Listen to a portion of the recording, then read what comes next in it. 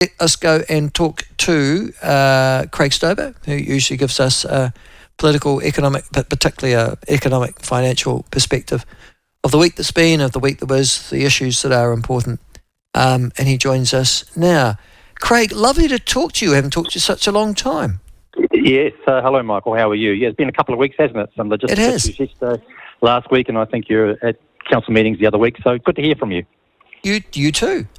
Listen, this week I've noticed that your topic, and that you want to talk about a couple of topics, but one of them is immigration. Yep. Listen, we know what the numbers are. They are out of control, it seems, but you'll tell me about it in a moment. But the thing I'm interested in is there any breakdown that you're aware of the people that we're losing every year in terms of their education, ethnicity, and all that sort of stuff?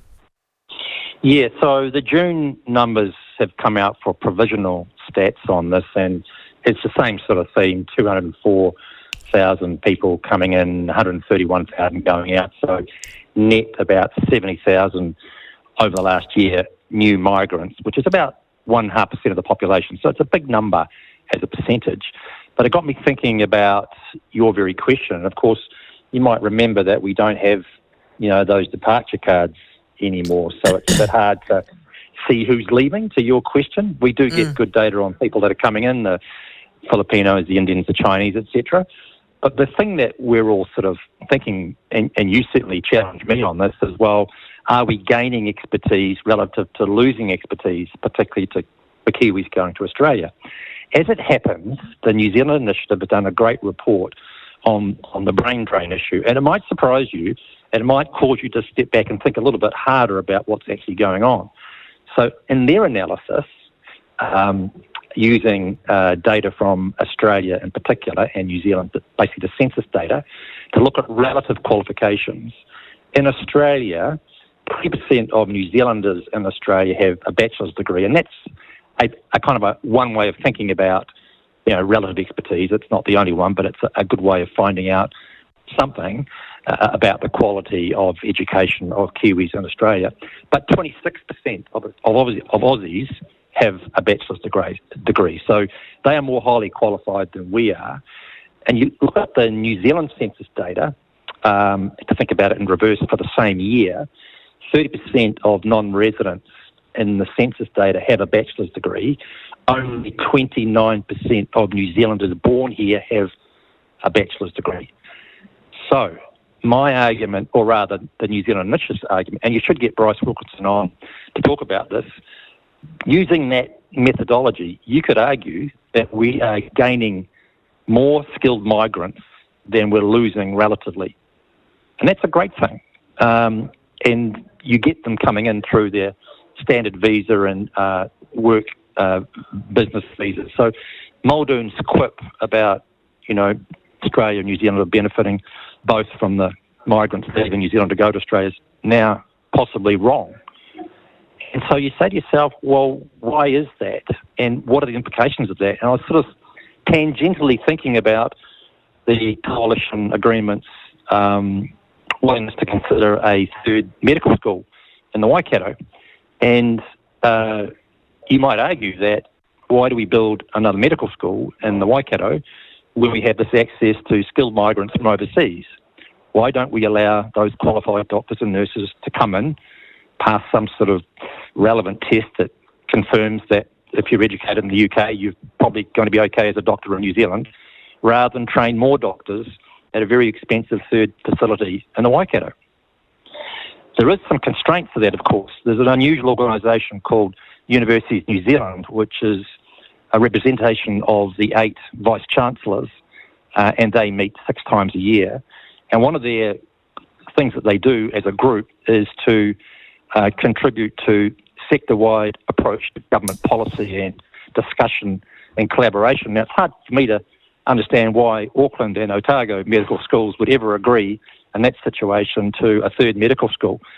But the answer isn't a third medical school, is it? The answer is let's allow highly qualified migrants to come in and help service our population. We'd be very happy to work in different parts of New Zealand because of where they've come from. So you're talking about doctors.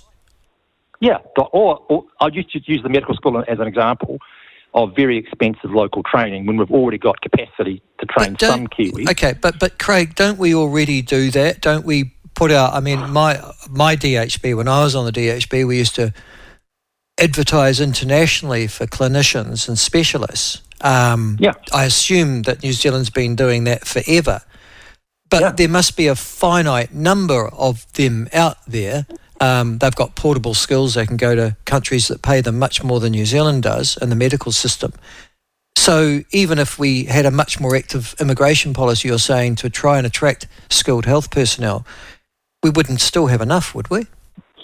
I think there's a lot more skilled doctors, nurses, medical staff worldwide than there are in New Zealand, and it would be a lot cheaper for us as taxpayers to allow these migrants to come in on their own steam, pay them wages locally to do the work that we need them to do, rather than build a medical facility. It just thinking more clearly about what the need is. What is the problem definition? Problem definition is apparently we need more doctors and nurses, for example. Well, why don't we just allow more of them to come in? Well, we do. We okay. I don't know if there's a set number of nurses we allow into this country. One of the problems, can I tell you now, that for getting clinicians and specialists in this country, and GPs for that matter, is the specialist medical schools themselves. They practice significant discrimination against migrants coming into this country. In other words, they won't gazette or register them because they do not believe that their degrees or diplomas are up to. Totally. So if I have if I meet a Afghani or Pakistani or a Colombian doctor trained in the UK or trained in the US, are we saying that somehow their qualifications are less than ours? I'll tell you something. It's worse than that, mate. I can tell you that they actually think that doctors trained in the German system need to be retrained. And I'm going, you are joking. Yeah. So this is a professional union. Let's be very clear. Yeah. This is a professional union that is protecting its own.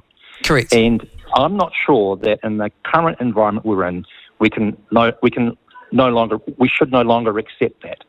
We should say we want the best qualified people for the job. If they then you're going to have to intervene into those specialist schools, Greg. You're going to have to say to them, you cannot practice these restrictive practices anymore. Well, hang on. We're very happy to lose our highly qualified doctors to overseas jurisdictions, right? Yeah, I understand what you're saying.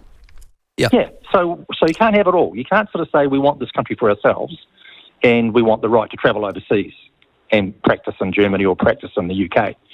At the same time, stop highly qualified people coming here when the need is what our people need, not what that professional union needs.